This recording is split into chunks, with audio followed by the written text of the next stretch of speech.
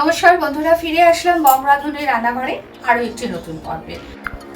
বন্ধুরা, এই মেনি মাছের প্রচুর উপকারিতা আমি শুনেছি। এখন তো স্মার্ট যুগ, বর্তমানে গুগল সার্চ করলেই সব কিছু পেয়ে যাবেন।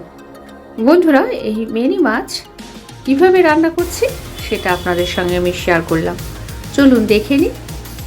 দুর্দান্ত স্বাদের এই মেনি মাছ আর এত বেশি উপকারিতা।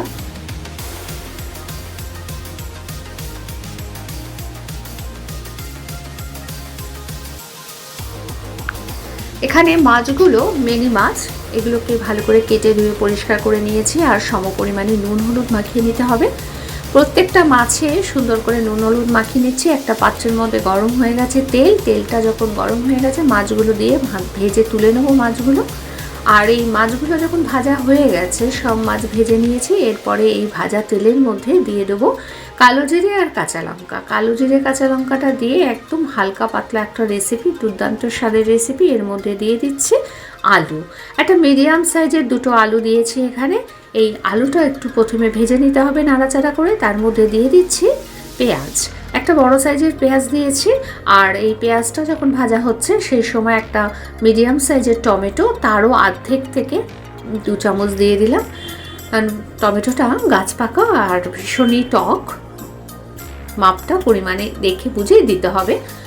দিয়ে দিলাম নুন, হলুদ, লঙ্কার গুঁড়ো আর যে সমস্ত রেগুলার মশলাগুলো, ধনের গুঁড়ো, জিরের গুঁড়ো, এই সমস্ত মশলাগুলো ভালো করে দিয়ে দিলাম।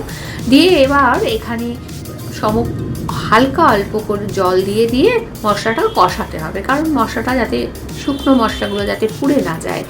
এই অল্প পরিমাণে জল দিয়ে মশলাটা ভেজে নেব। এরপরে দিয়ে দিলাম গরম জল। এই গরম জল দিয়ে দিলাম। তারপরে আলুটা যখন সেদ্ধ হয়ে গেছে দিয়ে দিচ্ছি এই ভেজে রাখা মাছগুলো, মেনি মাছ, ডিম ভরা এই মেনি মাছগুলো। দুর্দান্ত স্বাদের এই মাছ। এই মাছগুলো এইভাবে রান্না করে একবার বাড়িতে ট্রাই করবেন, ভীষণই ভালো খেতে আর ভীষণই উপকারিতা আছে।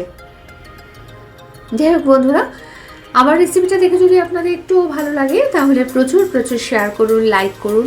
আর আজকে এখনও পর্যন্ত যারা সাবস্ক্রাইব করেননি, ভাবছেন সাবস্ক্রাইব করবেন কিনা, তাদের বলবো সাবস্ক্রাইব করুন। প্রত্যেক দিন নতুন নোটিফিকেশন পেয়ে যাবেন সবার প্রথম। পাশে থাকা বেল আইকনটি প্রেস করে দেবেন, খালি আর কিচ্ছু করতে হবে না।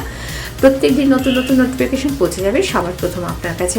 তাহলে বন্ধুরা, এই ভিডিওটা আজ এই পর্যন্তই। ফিরে আসছি পরবর্তী ভিডিও নিয়ে পরবর্তী সময়। ভালো থাকবেন, সুস্থ থাকবেন।